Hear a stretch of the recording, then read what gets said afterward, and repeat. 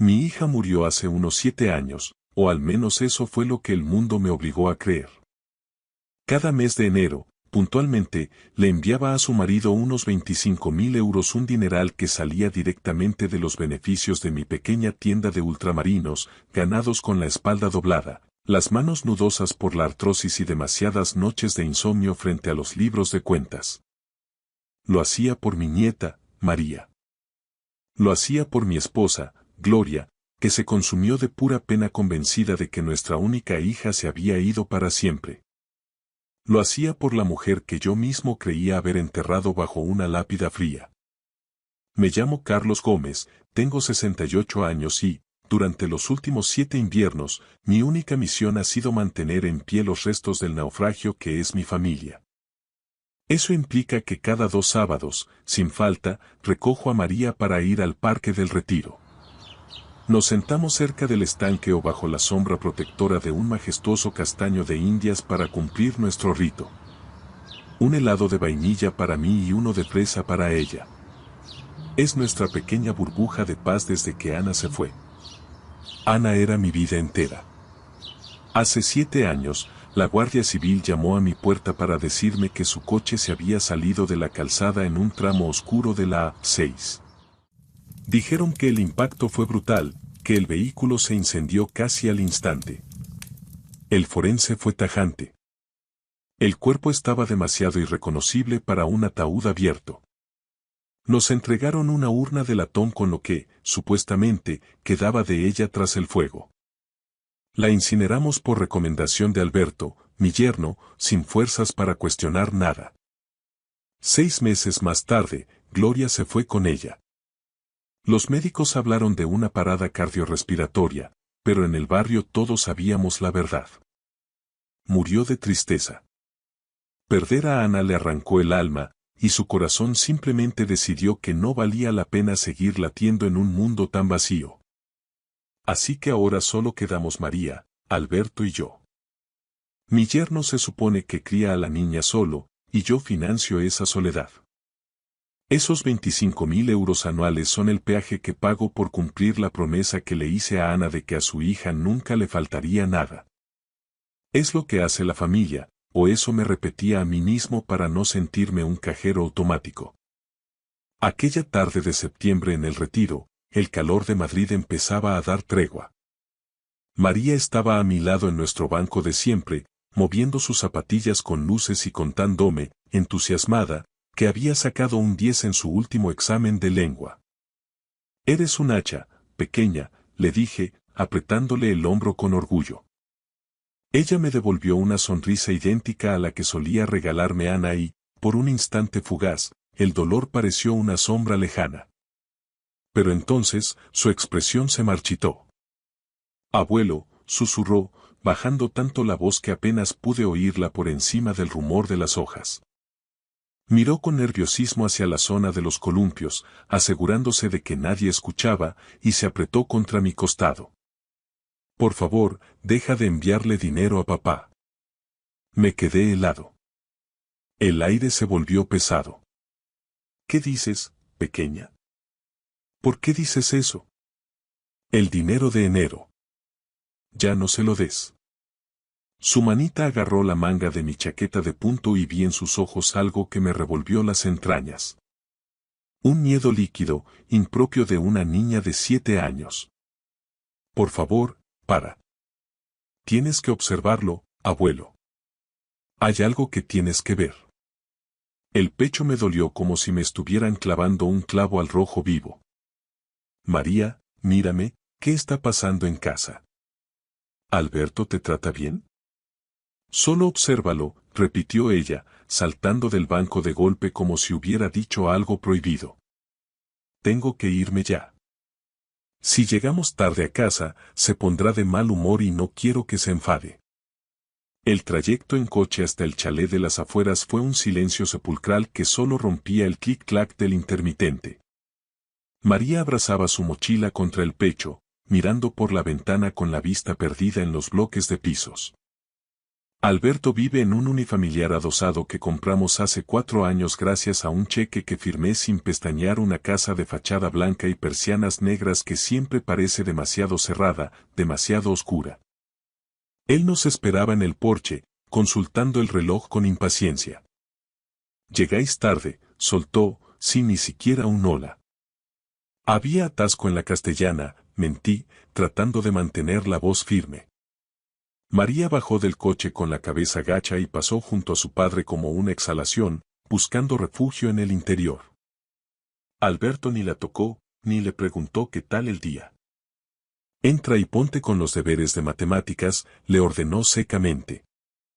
Me quedé allí, de pie en la acera, viendo a través del ventanal cómo mi nieta se sentaba a la mesa del comedor con la rigidez de un soldado. Alberto pasó por detrás de ella hablando por el móvil, ignorando su existencia por completo. Sentí un escalofrío que no tenía nada que ver con la brisa de la tarde. «Alberto», le llamé antes de que cerrara la puerta. «¿Está todo bien?» He notado a María muy rara hoy. Se encogió de hombros con esa indiferencia que siempre me había molestado pero que yo justificaba como su forma de llevar el duelo. Son cosas de la edad, Carlos.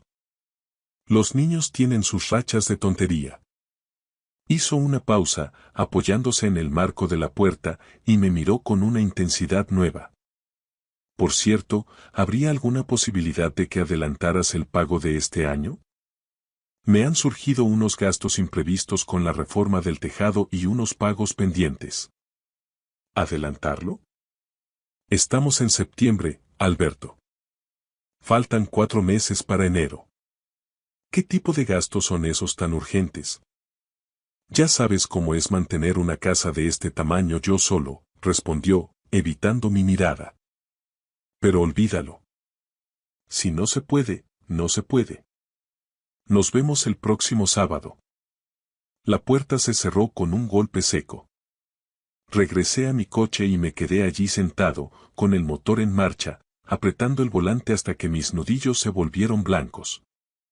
Mi mente era un hervidero. Obsérvalo. 40.000 euros al año, aunque este año pretendía recortar a 25.000, él seguía esperando la cifra alta. En 7 años le había entregado una fortuna. Era demasiado dinero para un hombre que no podía dedicarle ni una mirada de cariño a su propia hija. Conducía de vuelta a mi casa en el centro mientras el cielo de Madrid se teñía de un violeta violento. Mi hogar me recibió con ese silencio denso que se instaló el día que Gloria se fue. A veces, en mitad de la noche, estiro la mano hacia su lado de la cama, olvidando por un segundo que solo encontraré sábanas frías. Esa noche fue imposible pegar ojo. Repasé cada una de nuestras cenas incómodas, cada vez que Alberto pedía dinero pero nunca me invitaba a pasar del salón la noche en que el mundo se detuvo, yo simplemente no pude creerlo. Fue el 15 de marzo de 2017. 2 agentes de la Guardia Civil, con sus uniformes impecables y esa rigidez que imponen los años de servicio, llamaron a mi puerta a las 3 de la mañana. Sus rostros mantenían esa neutralidad profesional, casi gélida, que se ensaya para el momento exacto en que vas a destruir el universo de alguien. Recuerdo haber pensado que la calle, en pleno centro de Madrid, estaba demasiado tranquila, demasiado indiferente ante la catástrofe que estaba a punto de entrar en mi salón. «Ha habido un accidente en la carretera de circunvalación», dijo el más veterano, bajando la vista apenas un segundo. El vehículo de su hija se salió de la calzada cerca del nudo de manoteras. Vehículo. Usó esa palabra aséptica, burocrática. No dijo el coche de Ana, ni el Seat rojo que usted le ayudó a comprar. Dijo vehículo, como si la distancia semántica pudiera amortiguar el golpe de lo que venía después. ¿Está en el hospital? ¿En La Paz? Pregunté, manoteando a ciegas en busca de mi chaqueta. Gloria estaba detrás de mí, apretándome el brazo con tanta fuerza que sus uñas se clavaban en mi piel. El agente negó con la cabeza con una lentitud insoportable. Lo siento, señor Gómez. Hubo un incendio estructural tras el impacto. Su yerno ya ha estado allí. La identificó mediante los registros dentales que él mismo facilitó. Fue en ese preciso instante cuando a Gloria se le doblaron las rodillas y el aire abandonó nuestra casa para no volver jamás. Los detalles llegaron a cuentagotas, como ácido sobre una herida abierta. Ana volvía tarde de cenar en casa de Natalia, su mejor amiga desde la facultad. Dijeron que el coche perdió el control, chocó contra un pilar de hormigón y se convirtió en una pira funeraria en cuestión de segundos. Para cuando llegaron los bomberos, el metal era un amasijo negro y el interior. El interior no guardaba nada que se pudiera reconocer. Murió en el acto, no sufrió, ni se enteró. Son las mentiras piadosas que el sistema tiene preparadas para los que nos quedamos aquí, huérfanos de hijos. El funeral fue con el ataúd cerrado y sellado. Tenía que ser así, nos dijeron. Alberto permaneció a mi lado durante todo el servicio religioso en la Almudena, sosteniendo a María en brazos.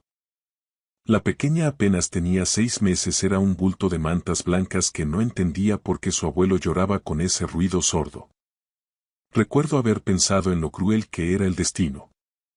Ese bebé nunca tendría un solo recuerdo nítido del rostro de su madre, ni el eco de su risa, ni el olor de su perfume.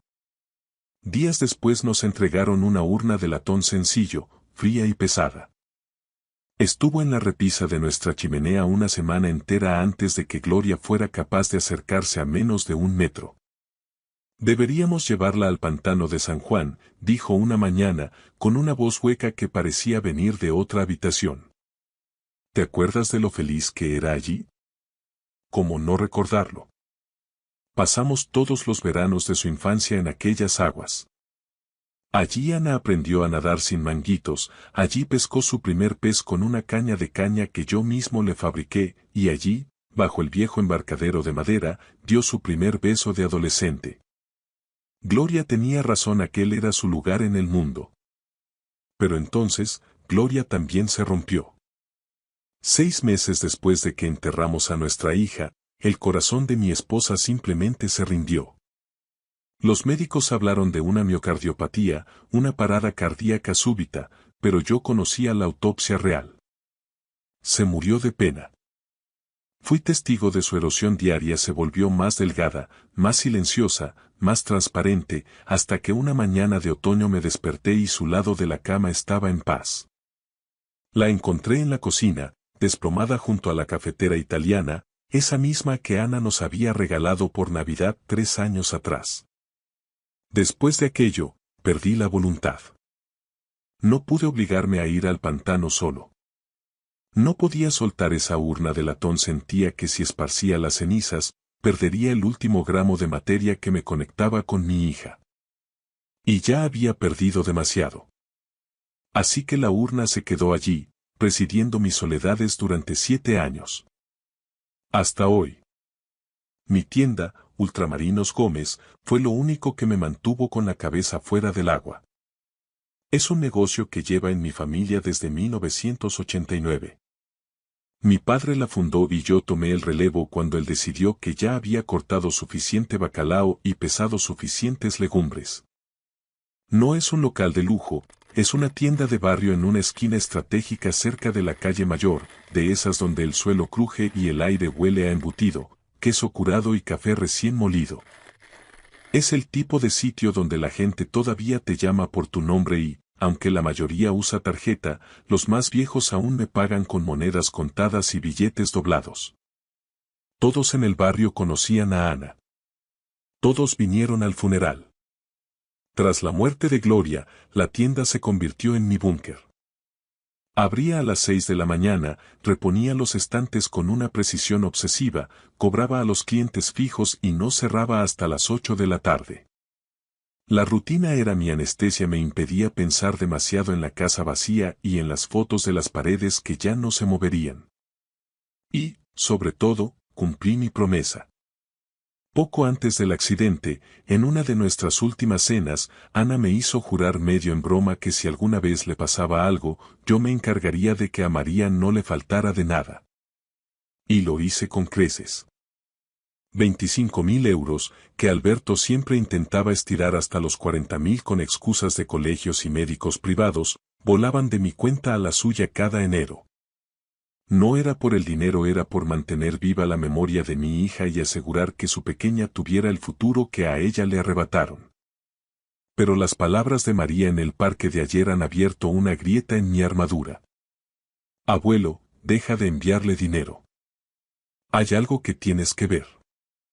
Esa noche me quedé plantado frente a la urna de Ana, en la penumbra del salón. Durante 7 años la he venerado como un objeto sagrado. ¿Y si algo estaba terriblemente mal? ¿Y si mi nieta de 7 años ha visto una verdad que mis ojos cansados se niegan a aceptar? Empecé a repasar el accidente, detalle por detalle. Ana conducía por una carretera que hacía a diario, una noche sin lluvia, sin tráfico. ¿Cómo pudo perder el control de forma tan absoluta? ¿Cómo pudo el fuego ser tan selectivo para borrarla del mapa pero dejar intactos los registros que Alberto convenientemente proporcionó? Nunca cuestioné a Alberto. Era su marido. El padre de mi nieta. Se supone que la amaba. ¿Y yo? Yo estaba demasiado ocupado ahogándome en mi propio luto para sospechar. Pero ahora, con el susurro aterrado de María vibrando en mis oídos, la pregunta ha empezado a quemarme por dentro. ¿Qué demonios he estado pagando realmente durante estos 7 años? La mujer que lo cambiaría todo entró en mi vida un martes por la mañana, justo cuando el sol empezaba a calentar el asfalto de la calle Mayor. Los días posteriores a la advertencia de María en el retiro habían sido una tortura de nervios y falta de sueño. Hice mis tareas de siempre, pero mis pensamientos volvían a su voz pequeña una y otra vez. Obsérvalo. Y lo intenté. Pasé por delante del chalet de Alberto 2 veces al cerrar la tienda, aparqué calle abajo como un viejo tonto que ha perdido el juicio y me quedé mirando las persianas bajadas. Nada parecía fuera de lugar. Solo un hombre yendo a su oficina, volviendo a casa, viviendo su vida de viudo ejemplar. Empecé a pensar que eran figuraciones mías, o quizá cuentos de una niña con demasiada imaginación. Los martes en el Ultramarinos Gómez son predecibles, y en esa rutina encontraba yo mi único consuelo. La señora García viene sobre las 7 a por su té de roca y sus galletas María. El viejo Paco llega a las 8, puntual como un reloj, a por sus cupones de la 11 y a quejarse de la pensión. A las 9 hay un pequeño ajetreo de oficinistas apurados que cogen café y algo de embutido antes de entrar a trabajar. Conozco sus pasos, sus manías, sus marcas favoritas. Es un mapa humano que sé leer de memoria. Pero esa mujer entró a las 9:15 y rompió el mapa. Me fijé en ella de inmediato porque no era del barrio, y en una tienda como la mía, un rostro nuevo destaca como una mancha en un mantel blanco. Tendría unos 30 y pocos años, el pelo oscuro recogido en una coleta tirante y vestía unos vaqueros y una chaqueta de cuero que gritaba cara a 1000 leguas. Se movió con una confianza casi felina, sin dudar, directa al pasillo del café. Yo estaba tras el mostrador de madera desgastada, peleándome con unas facturas de la luz, con las manos rígidas y los nudillos gritando por la artrosis. La edad no perdona. Tiene una forma cruel de ralentizarte los dedos mientras el mundo acelera. La mujer dejó sobre el mostrador un paquete de café molido de tueste natural y un tarrito de canela en rama. Nada más. ¿Eso es todo, señorita? Pregunté, forzando una amabilidad que no sentía. Sí, respondió. Su voz fue cortante, seca como la estepa. No fue maleducada, pero sí distante, como si quisiera terminar el trámite cuanto antes. Me entregó un billete de 20 euros sin levantar la vista del mostrador, evitando cualquier contacto visual. Aquí tiene su cambio. 17,40, dije mientras contaba las monedas. Las cogió con un gesto rápido y se dio la vuelta. Debería haber terminado ahí. Debería haber vuelto a mis facturas. Pero cuando pasó a mi lado para salir, algo tiró de un hilo invisible en mi memoria. Su forma de caminar, la línea de su mandíbula, ese perfil. Algo familiar que se me escapaba, como un nombre que tienes en la punta de la lengua y no consigues pronunciar. Oiga, perdone, la llamé antes de que cruzara el umbral. Se detuvo en seco y me miró por encima del hombro. Sus ojos eran oscuros, casi impenetrables. ¿Nos conocemos de algo? ¿Es usted de por aquí? Su expresión permaneció imperturbable, como una máscara de cera. No lo creo, caballero. No soy de Madrid. ¿Es que? Me recuerda usted muchísimo a alguien. Una conocida de hace años. Me lo dicen a menudo. Tengo una cara común, respondió con una media sonrisa helada. Empujó la puerta y el tintineo de la campana anunció su salida. Me quedé allí, con el trapo del polvo en la mano, intentando ubicar ese rostro en alguna fotografía vieja o en algún recuerdo del barrio. 20 minutos después, salí a la acera para colocar el cartel de la oferta de legumbres del día. Fue entonces cuando el corazón me dio un vuelco. Al otro lado de la calle, junto a un Audi plateado mal aparcado, la vi de nuevo. Y no estaba sola. Alberto estaba allí, de pie frente a ella. Estaban hablando. Mi yerno se apoyaba en la carrocería del coche, relajado, con una mano en el bolsillo y una sonrisa de satisfacción que no le había visto desde antes de la muerte de Ana. Ella dijo algo que le hizo gracia y él soltó una carcajada auténtica. Luego, con una familiaridad que me revolvió el estómago, ella le tocó el brazo brevemente, casi una caricia, y se subió al asiento del conductor. Alberto rodeó el coche y se sentó en el sitio del copiloto. Me quedé petrificado en mitad de la acera, con el cartel de lentejas de la Armuña en las manos, viendo cómo el coche se alejaba hacia la calle Mayor. Las preguntas empezaron a golpearme la cabeza como martillazos. ¿Quién era esa mujer? ¿Por qué se veía con Alberto justo frente a mi tienda si, según él, estaba en la oficina? ¿Por qué nunca me había mencionado que tenía una relación tan cercana con alguien? Entré en la tienda y cerré la puerta por dentro, algo que nunca hacía antes de la hora del almuerzo. Me senté en el taburete, rodeado del olor a queso y serrín, y de repente el aroma del café y la canela me golpeó. Era una combinación extraña. Ana siempre decía que el café sin canela no era café. Era su seña de identidad. Sentí un escalofrío que me recorrió la columna. La voz de María resonó de nuevo en el silencio del local. Obsérvalo. Había observado, y lo que había visto no tenía sentido. Alberto nunca había mencionado a ninguna mujer. Ni siquiera a una amiga. Así que, ¿quién era ella y por qué se escondían a plena luz del día? Saqué mi viejo teléfono móvil con las manos temblorosas. Roberto Esteban había sido mi mejor amigo durante 40 años. Nos conocimos en la puerta del colegio cuando nuestras hijas eran pequeñas. Roberto había sido inspector de la Policía Nacional durante 3 décadas antes de jubilarse. Sabía leer entre líneas, sabía encontrar la podredumbre donde otros solo veían normalidad. No había querido molestarlo hasta ahora, no quería parecer un viejo paranoico que persigue fantasmas por el comentario de una niña de 7 años. Pero ahora estaba esa mujer. Esa mujer que compraba café y canela como si fuera un fantasma del pasado. Busqué el contacto de Roberto y escribí con dificultad. Necesito tu ayuda, Robert. Pásate por la tienda en cuanto puedas. Es urgente. Su respuesta llegó a los 2 minutos. Voy de camino.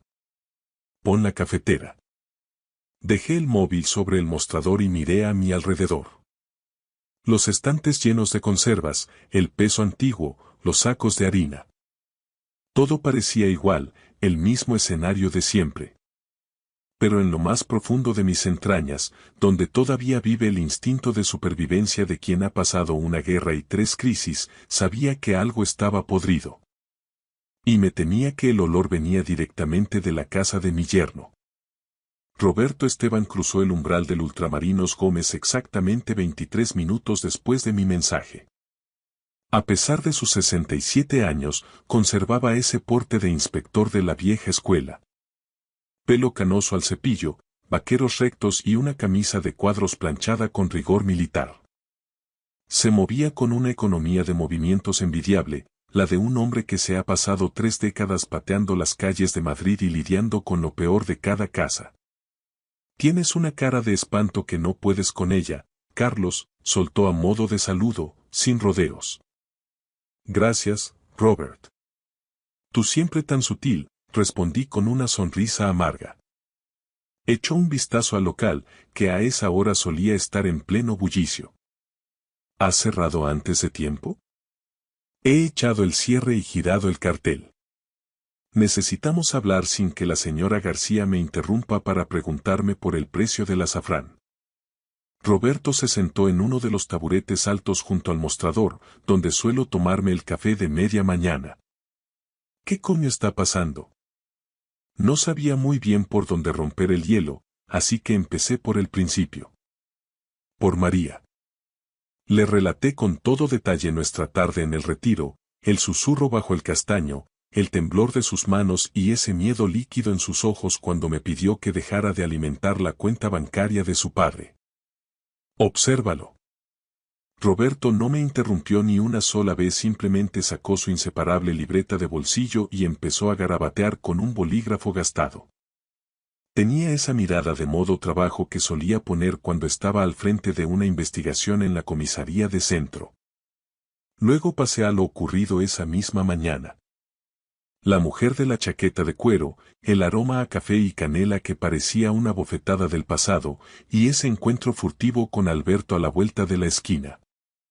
¿Llegaste a ver la matrícula del coche? Preguntó Roberto sin levantar la vista del papel. No, me quedé de piedra. No me lo esperaba. ¿Modelo del vehículo? Un Audi o un Seat plateado. De esos modernos, con las lunas traseras tintadas. No me fijé más, Robert, me fallaron las piernas. Hizo otra anotación rápida. Hablemos de la mujer. Estatura, peso, algún rasgo que destaque. Cicatrices, tatuajes, forma de caminar. 1,70 m, más o menos. Muy delgada, fibrosa. Pelo oscuro en una coleta tirante. Unos 30 y pocos años. Y esa chaqueta de cuero marrón con cremalleras doradas. Parecía ropa cara, de esa que no se compra en el rastro. Y dijiste que te recordaba a alguien. Piénsalo bien, Carlos. Los recuerdos no son caprichos, son archivos mal guardados. Es solo una sensación, una sombra en la cabeza. No consigo ponerle nombre. Roberto golpeó rítmicamente el bolígrafo contra la madera del mostrador. Así que Alberto nunca te ha hablado de ninguna pareja, ni de ninguna amiga especial que use chaquetas de marca. Pero te ha estado pidiendo 25.000 euros anuales y hasta 40.000 cuando podía, durante 7 años. Es para María, salté a la defensiva, casi por instinto. El dinero es para que a la niña no le falte de nada. Para su colegio, su futuro. Claro, Carlos. Para la niña, el tono de Roberto era neutral, pero sus ojos decían otra cosa. Dime una cosa. ¿Cuándo fue la última vez que Alberto te enseñó un desglose de gastos? ¿Un recibo del colegio privado? ¿Una factura de actividades extraescolares? Abrí la boca para replicar y me quedé mudo. La realidad me golpeó con la fuerza de un tren de cercanías. No tenía respuestas. Alberto nunca me había dado explicaciones, aceptaba las transferencias cada enero con un gracias, suegro, Ana estaría orgullosa y yo, cegado por el luto y la culpa de seguir vivo, nunca me atreví a preguntar. Está criando a una hija solo, insistí, aunque mi voz sonaba débil incluso para mí. He querido confiar en él por el bien de la familia. Roberto cerró la libreta de un golpe seco. Carlos, que una niña de 7 años le diga a su abuelo que deje de dar dinero a su padre y que lo espíe, no es una pataleta infantil. Es una señal de socorro. Algo huele a podrido en ese adosado, y no son las cañerías. Me dejé caer sobre el mostrador, ocultando el rostro entre las manos. Sé lo que quieres que haga, continuó Roberto, suavizando un poco el tono. ¿Quieres que desempolve mis viejos juguetes? ¿Eres consciente de lo que eso significa? Si nos pilla, no habrá vuelta atrás. Necesito saber si mi nieta corre peligro. Si Alberto se ha metido en algún lío o si se está gastando el sudor de mi frente en vete a saber qué. Roberto se echó hacia atrás y suspiró. Empezaremos por lo básico. Todavía conservo algo de equipo de vigilancia de mis tiempos en el cuerpo. Cámaras térmicas de larga distancia y micros direccionales. Mañana mismo montaremos guardia cerca de su casa. Vigilaremos quién entra, quién sale y, sobre todo, si esa mujer de la canela vuelve a aparecer. Rastrearemos su rutina hasta que sepamos cuántas veces respira al minuto. ¿Y si no encontramos nada? Si no encontramos nada, significará que María solo está pasando por una fase difícil y tú podrás volver a dormir tranquilo. Pero... Roberto me miró por encima de sus gafas de lectura con una gravedad que me heló la sangre. Llevo muchos años oliendo la mentira, Carlos. Y mi instinto me dice que mañana no nos vamos a aburrir. ¿A qué hora empezamos? A las 6 de la mañana paso a buscarte con el coche. Ponte ropa oscura y trae café en un termo. El de verdad, no el de sobre. Roberto se dirigió a la puerta y, antes de salir, se detuvo con la mano en el pomo. Carlos, no te sientas mal por esto. Proteger a un niño es la única ley que importa, incluso si tienes que saltarte las normas de cortesía con tu yerno. Especialmente si es con él. Salió y el tintineo de la campana vibró en el aire estancado de la tienda. Me quedé solo, rodeado de sacos de garbanzos y latas de conserva, sintiendo que acababa de cruzar una línea de no retorno. Mañana empezaría a cazar la verdad, y algo me decía que no me iba a gustar lo que iba a encontrar al otro lado del visor. Esa noche, antes de intentar un descanso que sabía imposible, extendí 7 años de extractos bancarios sobre la mesa de la cocina. Bajo la luz amarillenta de la lámpara, el número 280.000 no dejaba de golpear mis sienes como un mazo. No era por el dinero en sí, el ultramarino siempre había dado para vivir bien y Gloria y yo, como buenos hijos de la posguerra, habíamos sido hormigas ahorradoras, sino por la magnitud de la traición. Representaba 7 años de promesas sagradas, 7 años de sudores y madrugones para honrar la memoria de una hija cuidando de su familia. ¿Y si su familia no necesitaba ser cuidada? ¿Y si se habían estado alimentando de mi dolor como parásitos? Me quedé en el salón, con la vista clavada en la urna de latón que presidía la chimenea. Café y canela. 2 artículos mundanos que habían encendido una chispa de sospecha. Me pasé toda la tarde intentando descifrar por qué esa combinación me revolvía tanto el estómago. Y allí, en la penumbra, mientras el reloj de pared marcaba las horas con una indiferencia cruel, finalmente lo comprendí. Mis ojos saltaron de la urna a la foto enmarcada de al lado. Ana, Gloria y yo en el pantano de San Juan. Estábamos empapados, riendo frente a una paella, con el sol de agosto quemándonos las caras. Lo siento, Gloria, le susurré a la imagen de mi esposa. Debería haber tenido el valor de mirar mucho antes. Había evitado tocar esa urna durante 7 años. Me decía a mí mismo que era por respeto, porque no podía dejarla ir. Pero quizás la verdad era más amarga. Quizás una parte de mi instinto sabía, incluso entonces, que la narrativa del accidente era demasiado perfecta, demasiado cerrada. Alargué la mano y cogí la urna.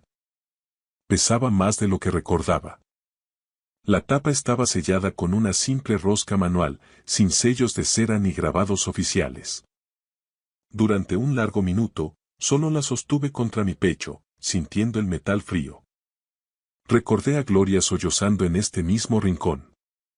Recordé el funeral en la Almudena, el ataúd sellado que nunca pudimos ver y el rostro de Alberto, que siempre me pareció de una neutralidad sospechosa, como si estuviera interpretando un papel ensayado. Llevé la urna a la mesa de la cocina, colocándola bajo la luz directa de los fluorescentes.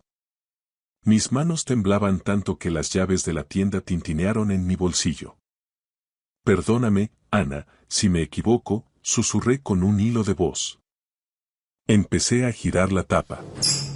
La rosca se dio con un pequeño chirrido metálico que sonó como un grito en el silencio de la casa. Esperaba encontrar cenizas grises, restos óseos, el residuo final de una vida cegada a los 30 años. En lugar de eso, vi algo oscuro, de una textura granulada. Metí los dedos, el corazón desbocado, y saqué un puñado. No eran cenizas. Era café molido mezclado con canela en polvo.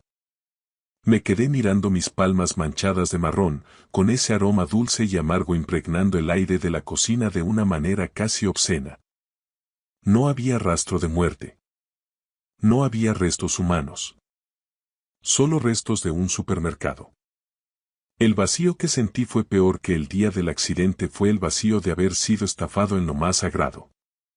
En ese momento, el teléfono en mi bolsillo vibró. Era un mensaje de Roberto.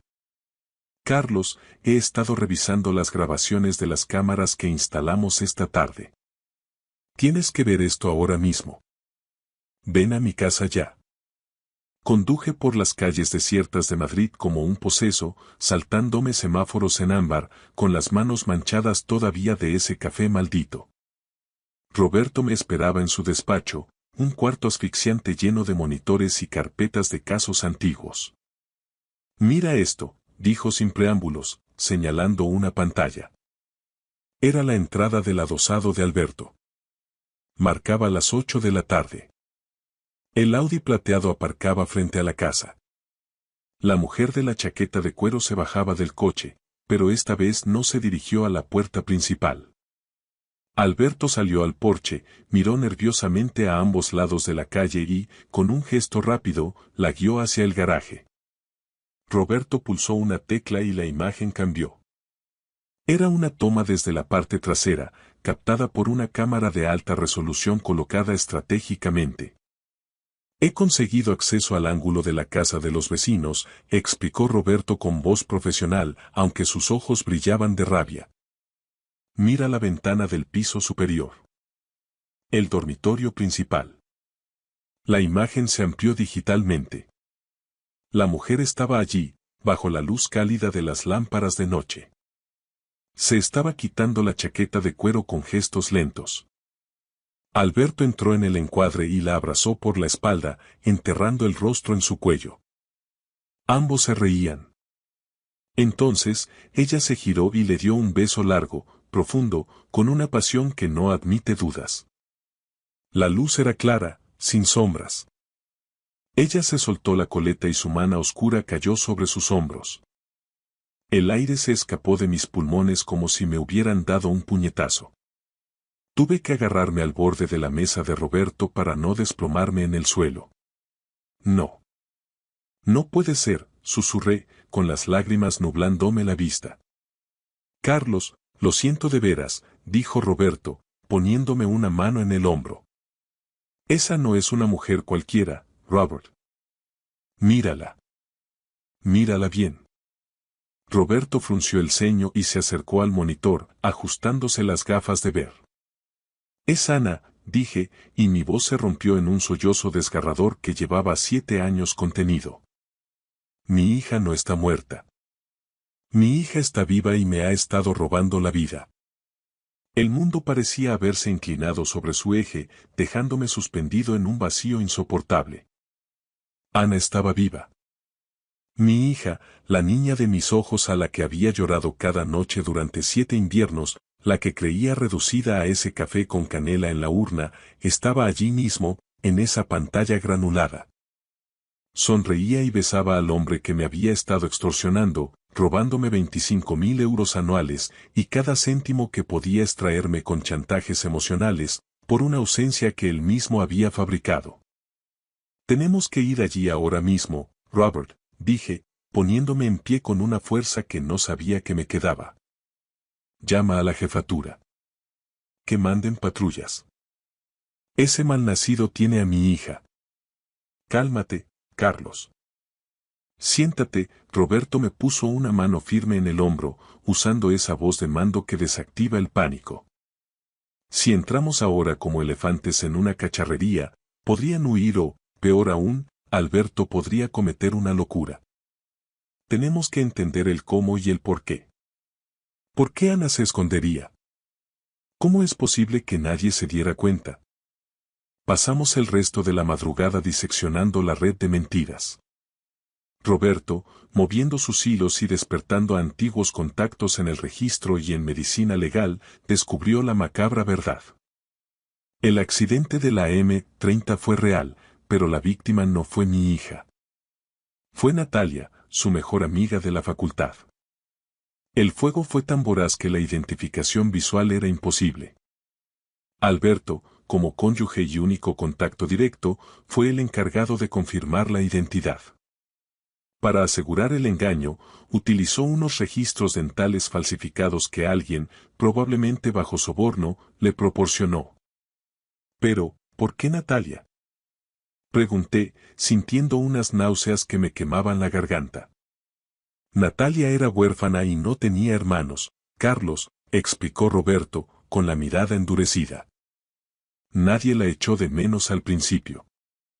Y para cuando alguna prima lejana empezó a preguntar, Alberto ya había cobrado el seguro de vida, había vendido el coche y tú ya habías empezado a enviarle el dinero del ultramarinos.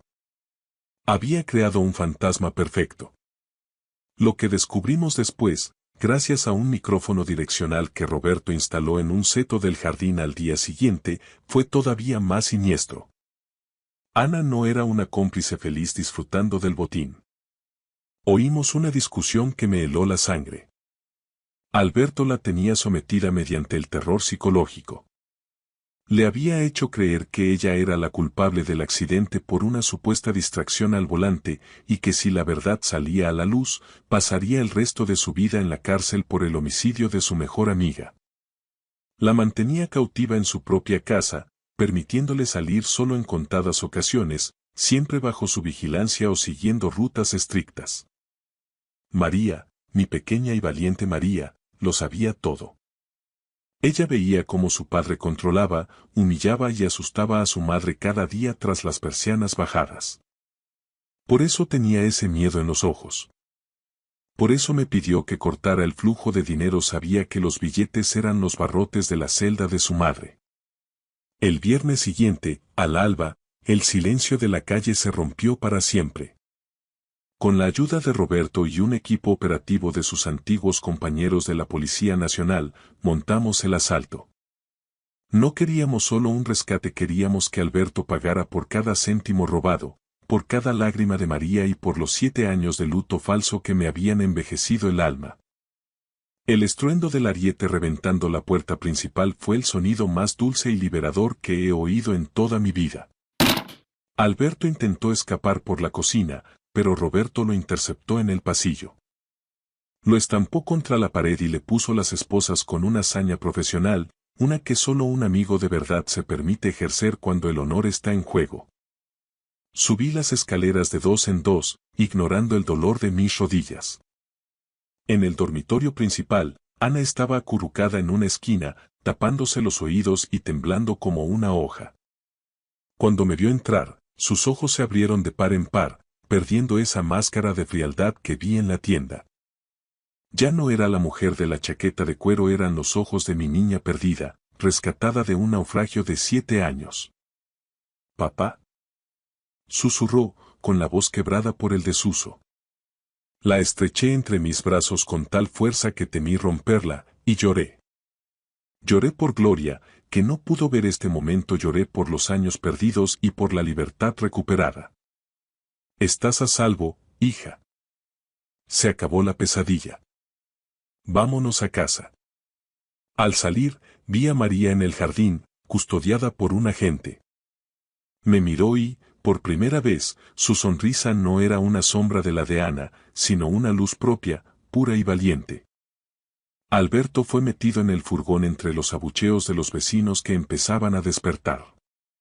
Mientras el sol terminaba de salir sobre Madrid, supe que el Ultramarinos Gómez tendría nuevos dueños pronto. Yo me iba a dedicar a recuperar, minuto a minuto, los 7 años que nos habían robado. Gracias por escuchar mi historia hasta el final. Si resonó contigo, dale like, escribe en los comentarios qué fue lo que más te tocó y no olvides decir de dónde eres. Suscríbete al canal, vienen muchas más historias.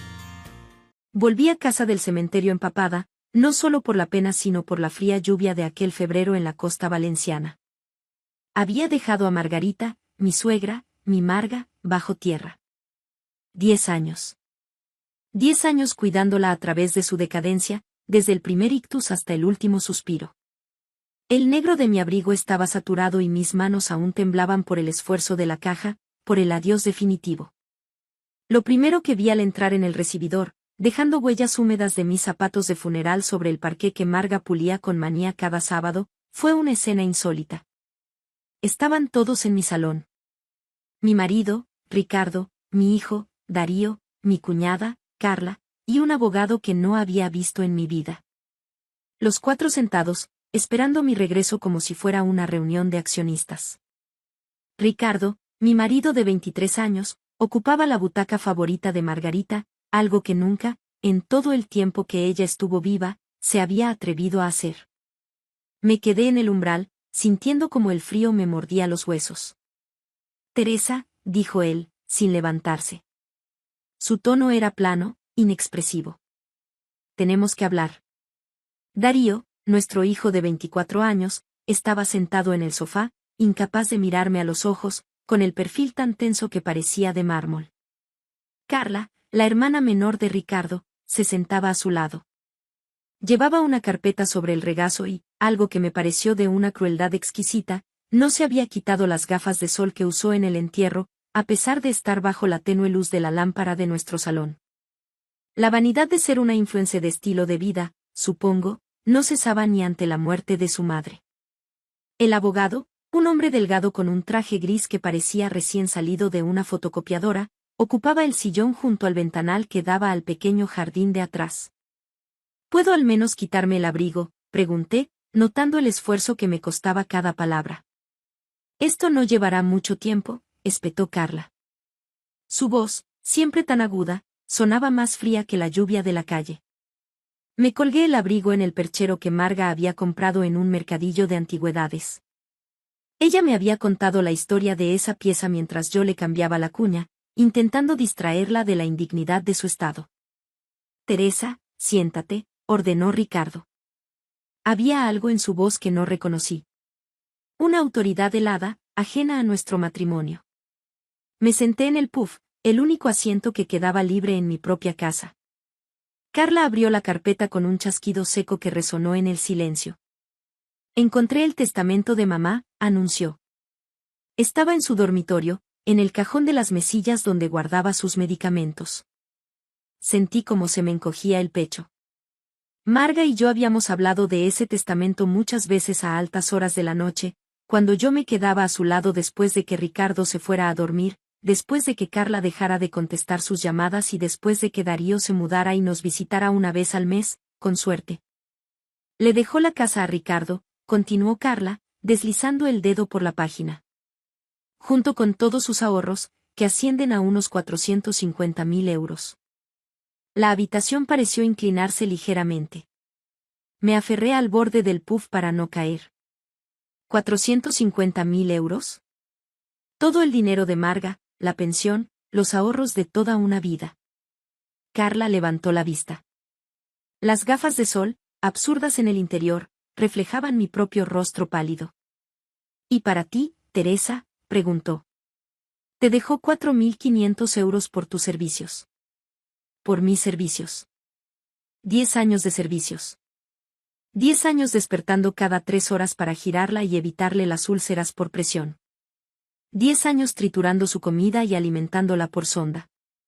10 años bañándola, vistiéndola, controlando su medicación, llevándola a cada consulta en el Hospital Universitario y Politécnico La Fe de Valencia, sentada a su lado durante la quimioterapia, la radioterapia, y los últimos días de cuidados paliativos, cuando cada respiración era una batalla. 4.500 euros. Eso no es posible, dije en voz baja. Marga me dijo. Mamá estaba tomando mucha medicación, me interrumpió Ricardo. No siempre tenía las cosas claras. Si las tenía claras, repliqué. Las tenía muy claras. Me dijo que la casa sería mía. Dijo que era lo justo después de todo.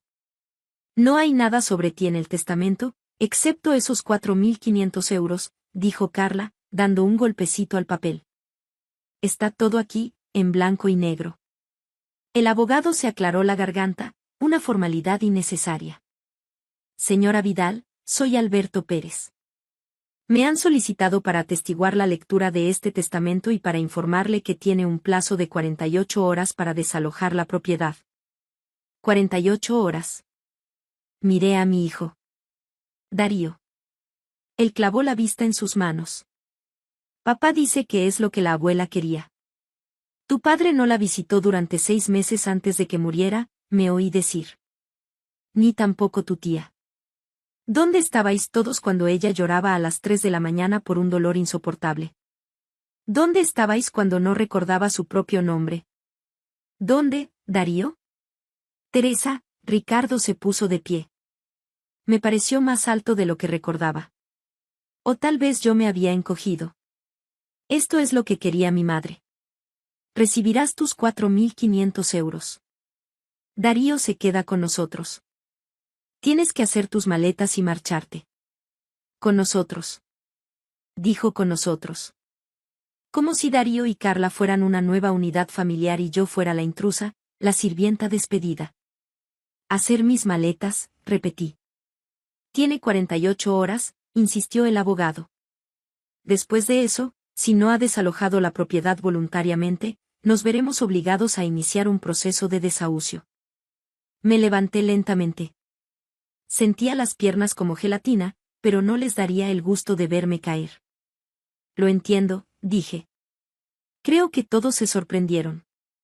Quizás esperaban gritos, lágrimas, un drama. Pero de 10 años de enfermería había aprendido algo. No se puede pelear cada batalla en el momento en que ocurre. A veces, hay que esperar. Hay que evaluar. Hay que planificar. Subí las escaleras hasta el dormitorio que había compartido con Ricardo desde que cumplimos 40 años, el mismo en el que había pasado tantas noches despierta, escuchando la respiración de Marga a través del monitor de bebé reutilizado, lista para correr a su habitación si me necesitaba. Saqué mi maleta del armario y empecé a empacar. Toda mi vida había sido la responsable, la que se casó joven e hizo que funcionara. La que puso en pausa mi propia carrera de enfermería cuando a Marga le dio el primer ictus, porque Ricardo insistió en que su madre necesitaba el cuidado de la familia, no de extraños a sueldo. Yo era la que sonreía y asentía cuando Carla llegaba 2 veces al año con regalos caros y quejas sobre lo difícil que era su vida como influencer de moda. Empaqué mis uniformes de enfermera, aunque hacía una década que no los usaba. Guardé el pequeño joyero que Marga me había regalado por mis 60 cumpleaños. Metí los álbumes de fotos que Ricardo quería tirar porque, según él, ya están digitalizados. Y luego, empaqué el sobre. El sobre que Marga me había presionado en la mano 3 días antes de morir, cuando tuvo uno de sus momentos de lucidez, cuando la neblina de morfina se levantó y me agarró la muñeca con una fuerza sorprendente. Teresa, me susurró. Mis hijos no son buenas personas. Lo sé ahora. Siento no haberlo visto antes. No digas eso, le dije, acariciándole el cabello hacia atrás. Solo están ocupados. No los defiendas, me reprendió. Siempre has defendido a todos los demás. Es hora de que alguien te proteja a ti. Sacó el sobre de debajo de su almohada. No lo abras hasta después de que me haya ido. Prométemelo. Se lo había prometido. Ahora el sobre yacía en el fondo de mi maleta, todavía sellado. Había cumplido mi palabra, incluso en el funeral, incluso cuando cada instinto me gritaba que lo abriera. Pasé las siguientes 48 horas en un lúgubre hostal Ruta del Sol, junto a la antigua carretera A4 que iba hacia Madrid. La habitación olía a tabaco y lejía, y el calefactor hacía un ruido de traqueteo que me mantuvo despierta. Utilicé los 4.500 euros que Carla había transferido a mi cuenta, aparentemente todo mi valor después de una década de devoción, para pagar 2 semanas de alojamiento y comprar algo de comida en el supermercado de descuento cercano. Al tercer día, abrí el sobre. Dentro había una llave con una etiqueta que decía Caja Banco Nacional y una nota con la caligrafía temblorosa de Marga. Teresa. Conozco a mis hijos. Me preparé para esto. Confía en mí, el verdadero testamento está en la caja. También hay una grabación de vídeo. Llama a Bernardo Winters, de Winters y Asociados. Su número está en la caja. Siento mucho que tengas que lidiar con esto. Te mereces mucho más de todos nosotros. Con amor, Marga. Me quedé sentada en la cama del hostal durante mucho tiempo, sosteniendo esa nota. Luego, llamé a Bernardo Winters. El bufete de abogados estaba en un antiguo edificio de ladrillo en el centro histórico de Valencia, justo encima de la panadería que hacía los rollos de canela que tanto le gustaban a Marga antes de que ya no pudiera tragar alimentos sólidos. Bernardo Winters, un hombre de unos 70 años, tenía ojos amables y un apretón de manos firme. Señora Vidal, dijo. La estaba esperando. Margarita vino a verme hace 8 meses. Tenía muy claro lo que quería. Me condujo a una sala de conferencias e insertó la llave que yo le había traído en una caja metálica sobre la mesa. Dentro había otro sobresellado, una memoria USB y una gruesa carpeta de documentos. El testamento oficial de Margarita, dijo Bernardo, abriendo el sobre, fue ejecutado el 15 de junio del año pasado. Fui testigo yo mismo, junto con 2 de mis colegas. Ha sido notariado y registrado en el juzgado de primera instancia. Empezó a leer. La casa era mía, no de Ricardo. Mía. 400.000 euros eran míos, no de Ricardo. Míos. Ricardo y Carla recibían cada uno 22.000 euros con una condición muy específica. No recibirían absolutamente nada si impugnaban el testamento.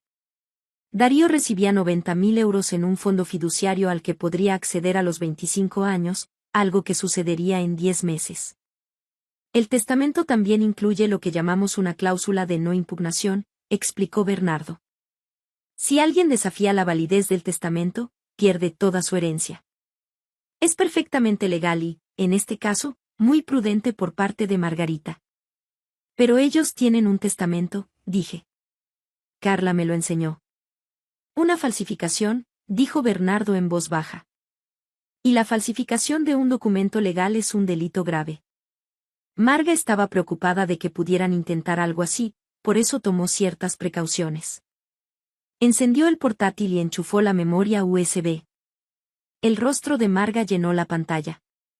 Estaba sentada en esa misma oficina, con la chaqueta de punto azul que le había regalado por Navidad hacía 2 años. Parecía cansada, pero decidida. A quien concierna, dijo a la cámara. Soy Margarita Patricia Navarro, en plenas facultades mentales y físicas, aunque mi cuerpo ya no sea lo que era. Una pequeña sonrisa.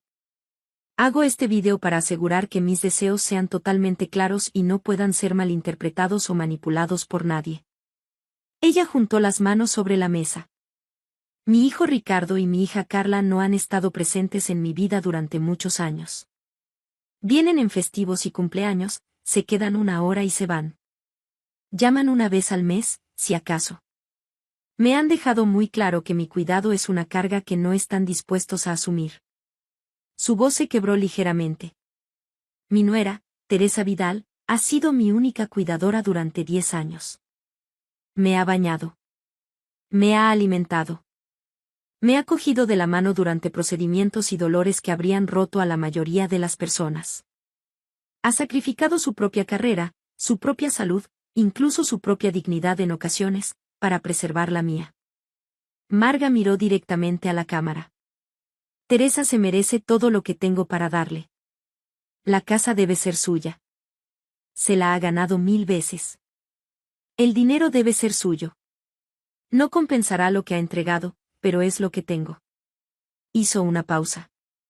Les dejo algo a mis hijos porque son mis hijos y los quiero a pesar de sus defectos. Pero si eligen luchar contra este testamento, si eligen intentar quitarle a Teresa lo que se ha ganado, entonces no recibirán nada.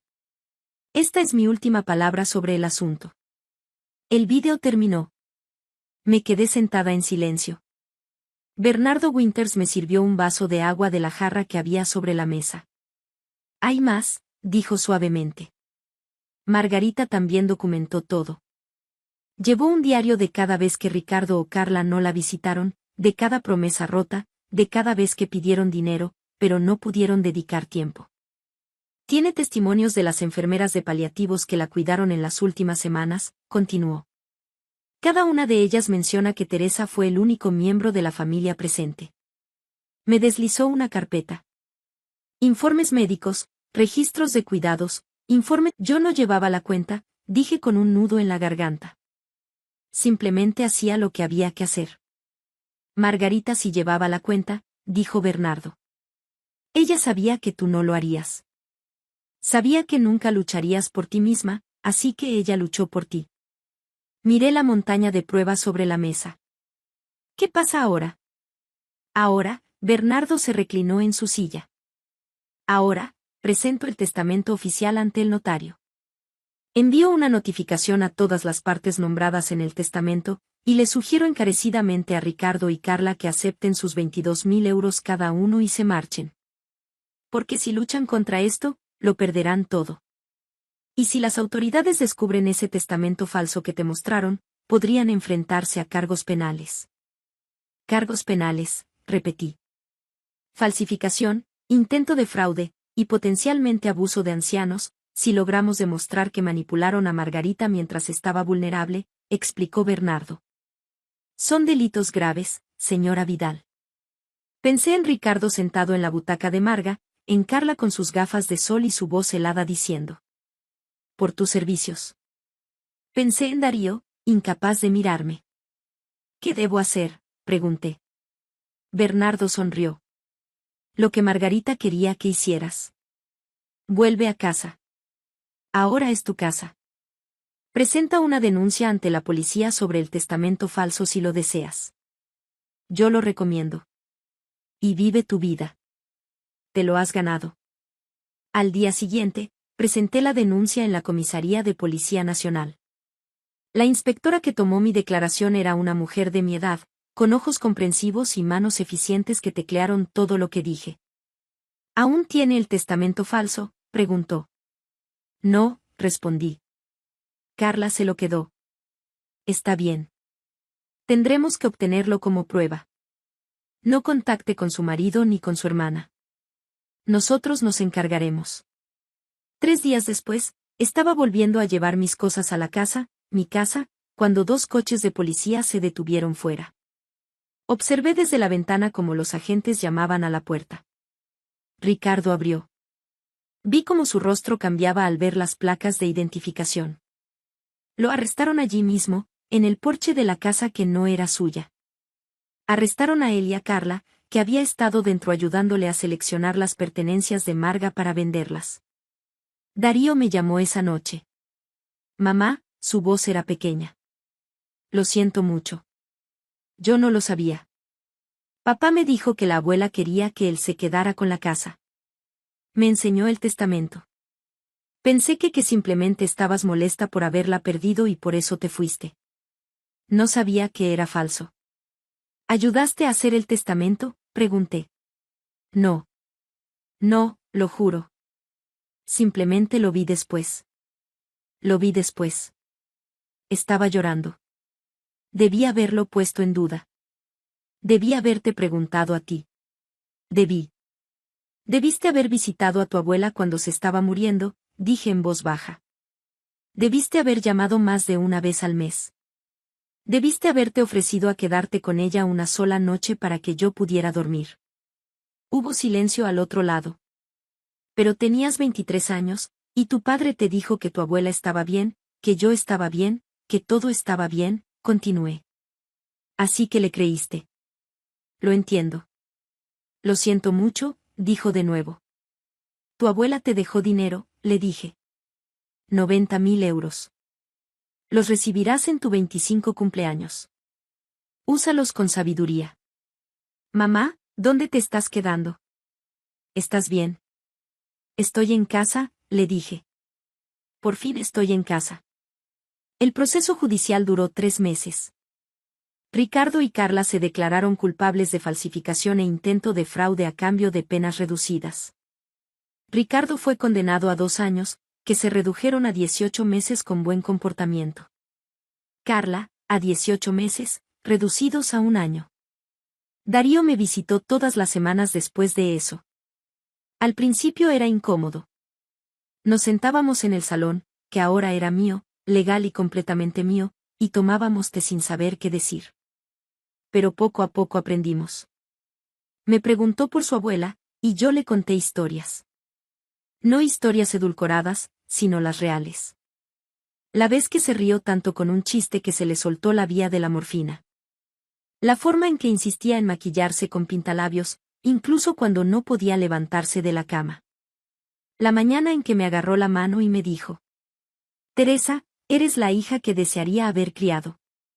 ¿Por qué no me lo dijo?, preguntó Darío una vez. ¿Por qué no me dijo que quería dejarte todo a ti? Porque era su nieto, le dije.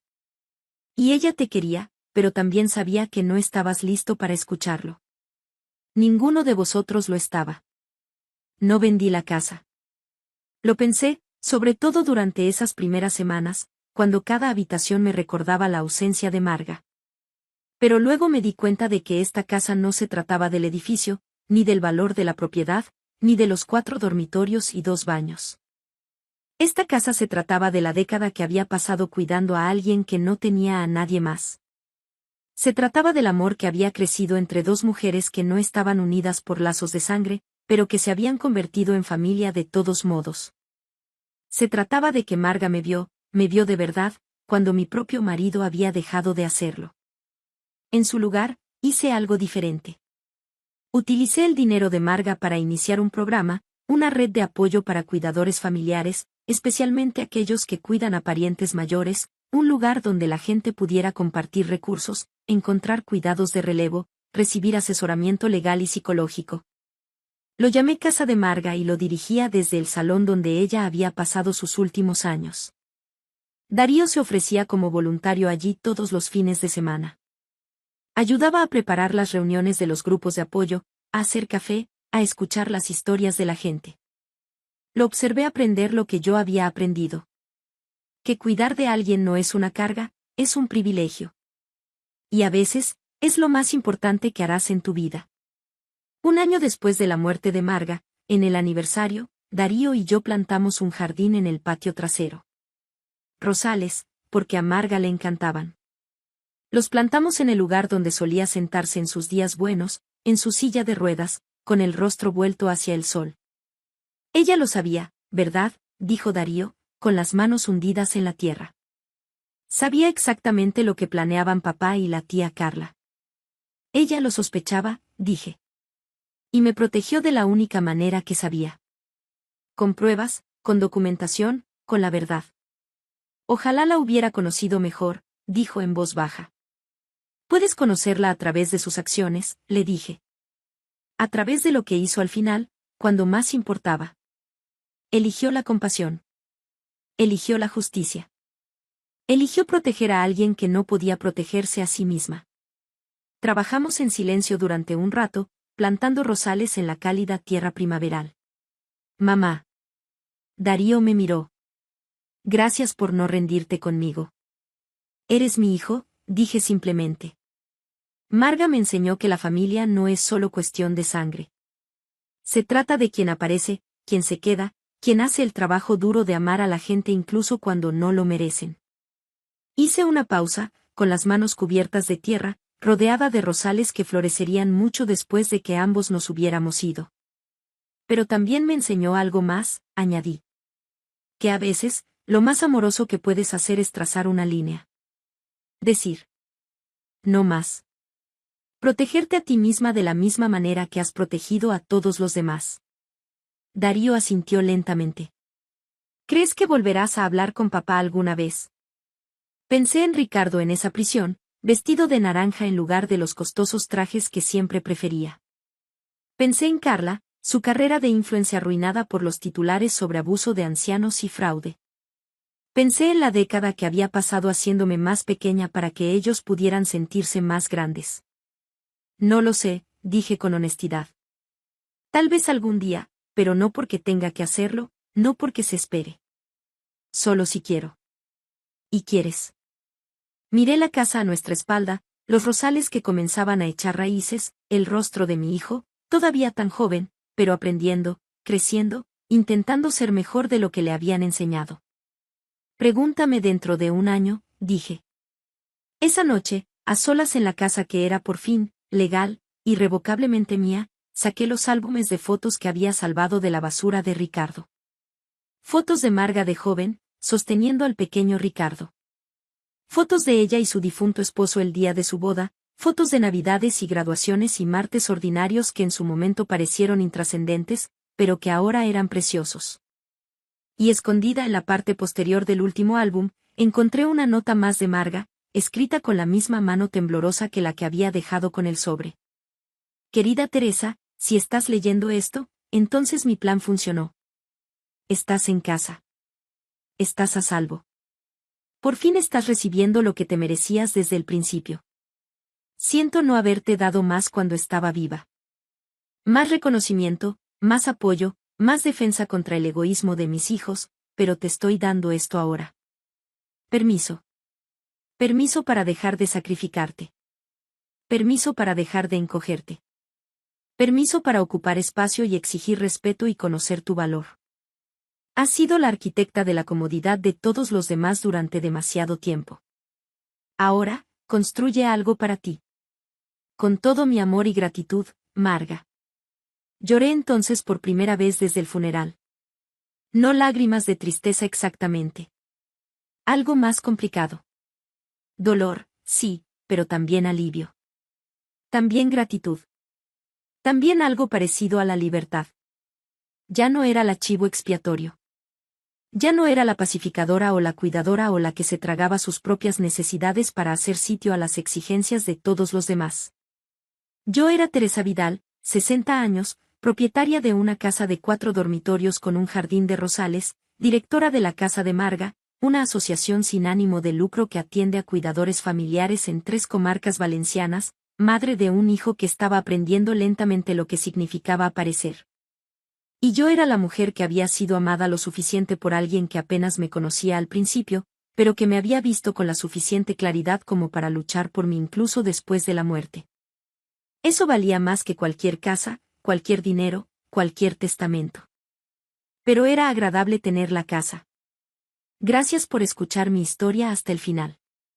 Si resonó contigo, dale like, escribe en los comentarios qué fue lo que más te tocó y no olvides decir de dónde eres. Suscríbete al canal, vienen muchas más historias.